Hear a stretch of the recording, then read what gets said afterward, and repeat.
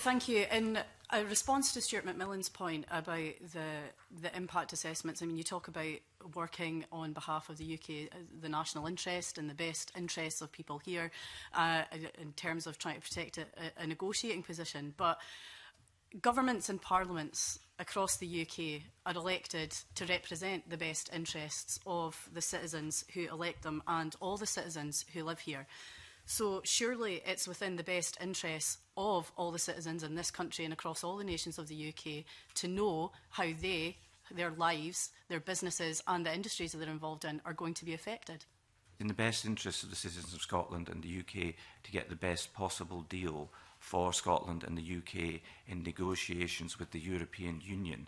And it is not the best way to achieve that outcome by sharing absolutely every piece of information that you have, not just with your own citizens, but with the people that you're negotiating with.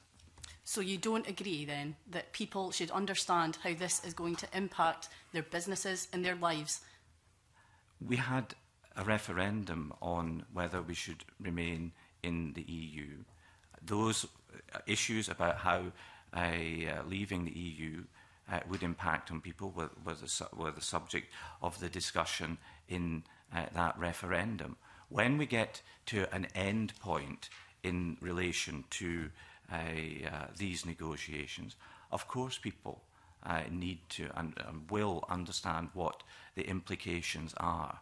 But sharing all the analysis, all the facts, going naked into the negotiations with the 27 other countries will not achieve the best possible outcome for Scotland and the rest of the UK. But people were not given all the factual information at the time of the referendum.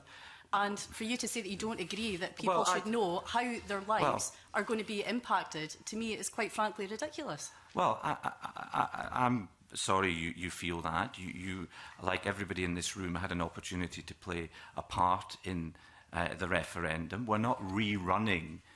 We're not rerunning the referendum. The decision's been taken that the United Kingdom will leave the EU.